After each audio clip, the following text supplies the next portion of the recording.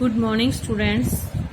कल हमने ग्रामर के फर्स्ट चैप्टर भाषा विचार में भाषा के मौखिक और लिखित रूप, मातृभाषा, राष्ट्रभाषा, राजभाषा के बारे में जानकारी प्राप्त की।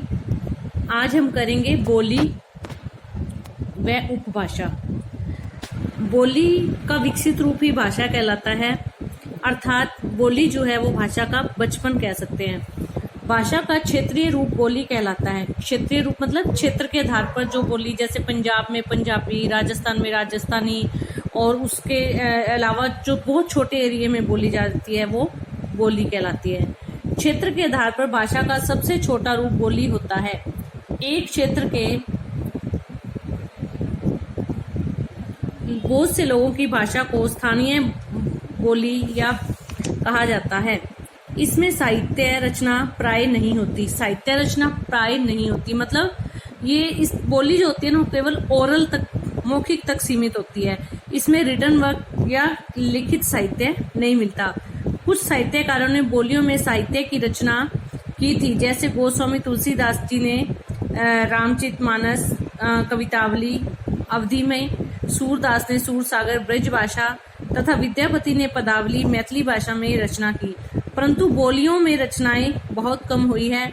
आगे चलकर ये केवल बोली तक ही सीमित रह गई। इनका आगे विकास नहीं हो सका।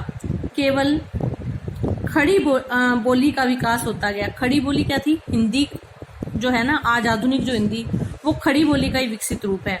खड़ी बोली का विकास होता गया और उसने आधुनिक हिंदी का रूप ले लिया।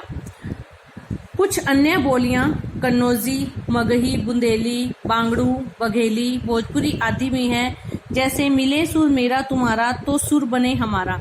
इसे अलग अलग बोलियों में बोला गया है, अर्थात एक ही बात को अलग अलग बोलियों में बोला गया लेकिन भाव एक ही है।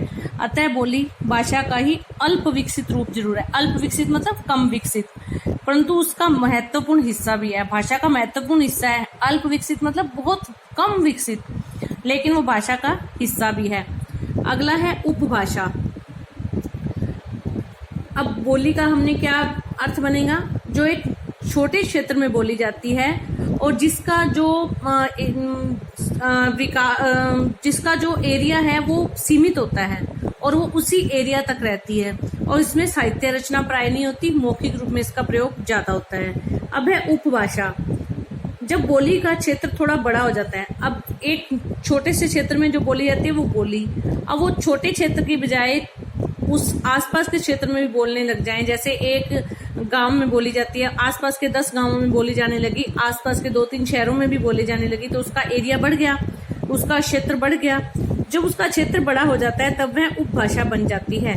बोलियों में साहित्य की रचना प्राय नहीं होती, परंतु उपभाषा में साहित्य की रचना होने लगती है। एक उपभाषा की कई बोलियां हो सकती हैं। अवधी, ब्रज तथा राजस्थानी बोलियों में साहित्य की रचना हुई थी और इनका क्षेत्र भी बड़ा था, अतः ये उपभाषा बन गई। अवधी, ब्रज और राजस्थानी। राजस्थानी में रासो ग्रंथ लिखे गए बहुत सारे। ब्रज में सूरदास जी ने लिखा, अवधी में तुलसीदास जी ने लिखा, तो ये बोली से ऊपर आकर उपभाषा बन गई। राजस्थान की ये उपभाषाएं बन गई। राजस्थानी बोलियां हैं जयपुरी। अब राजस्थानी भाषा की भी आगे बोलियां हैं। राजस्थानी उपभाषा और इसके आगे बोलियां हैं जयपुरी, मेवाती, मारवाड़ी, मालवा आदि। जब उपभाषा का क्षेत्र विस्तृत हो जाता है, विस्तृत मतलब फैल जाता है, बड़ा हो जाता है, तब वह भाषा का रूप ले लेती है। हिंदी उपभाषाओं को 5 वर्गों में बांटा गया है। इसको क्लासिफाई किया गया है 5 वर्गों में। हिंदी को जो इसकी उपभाषाएं हैं, और फिर उस उपभाषा मेन हेड कौन है? हिंदी की उपभाषाएं और उपभाषाओं की अपनी बच्चियां, उसकी बोलियां। तो पश्चिमी हिंदी, पूर्वी हिंदी, राजस्थानी, पहाड़ी हिंदी, मागधी, ये हिंदी की 5 उपभाषाएं हैं। अब पश्चिमी हिंदी के आगे क्या है? बुंदेली, कन्नौजी, ब्रजभाषा, हरियाणवी।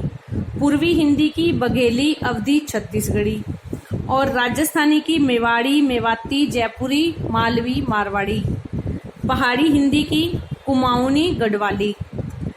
पहाड़ी हिंदी पहाड़ों में बोली जाती है। कुमाऊं और गढ़वाल का क्षेत्र, वहां पे कुमाऊनी और गढ़वाली बोली जाती है। मागधी, भोजपुरी, अंगिका, मगही। ये जो है ना वो भोजपुरी और ये बिहार साइड में जो बोली जाती है, झारखंड साइड में।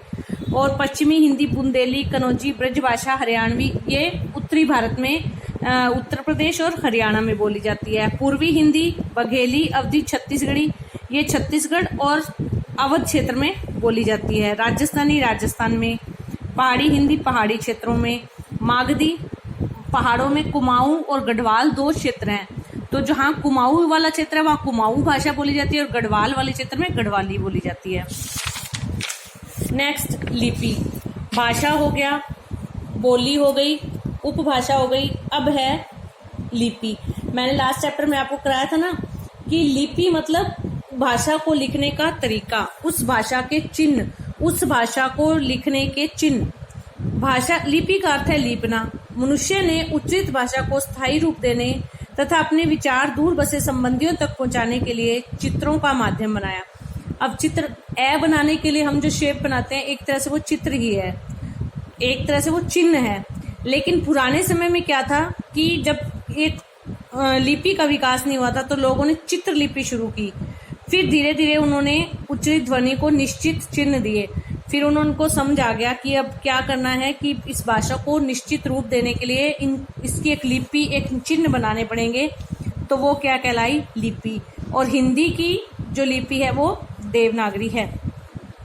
मौखिक ध्वनियों को लिखकर प्रकट करने के लिए जिन चिन्हों का प्रयोग किया जाता है उसे लिपि कहते हैं। प्रत्येक भाषा की अपनी लिपि होती है। हिंदी भाषा की लिपि देवनागरी है, मैंने आपको पढ़ा दिया था। देवनागरी लिपि की विशेषताएं क्या है? बाईं ओर से दाईं ओर ऐसे लिखते हैं ना हम। और दूसरा, प्रत्येक ध्वनि के लिए, प्रत्येक वर्ण के लिए अक्षर चिन्ह निर्धारित है। अ कैसे लिखना है, आ कैसे लिखना है, ई कैसे लिखना है, कै कैसे लिखना है, ख कैसे लिखना है, ये निर्धारित है। लेखन व मुद्रण में एक रूपता, जो लिखा जाता है वही छपता है। लिपि चिन्हों के नाम व ध्वनि में एक रूपता।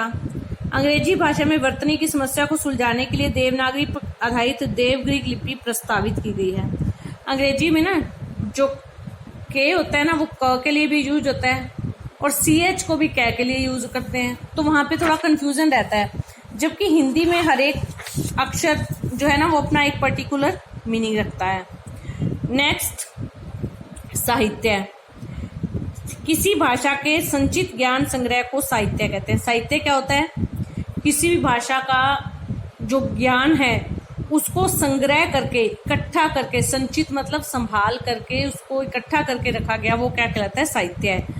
हमारे रामचरितमानस, भागवत और मेघदूत, अभिज्ञान शाकुंतलम और चाणक्य, इतने जो किताबें हैं ये सारे जो हैं वो क्या हैं? साहित्य है हमारा।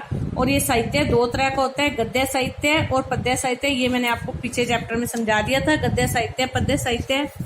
अब आज हम इतना ही करेंगे, कल हम व्याकरण करेंगे और इसका एक्सरसाइज वाला पार्ट करेंगे। ठीक है बेटा, धन्यवाद।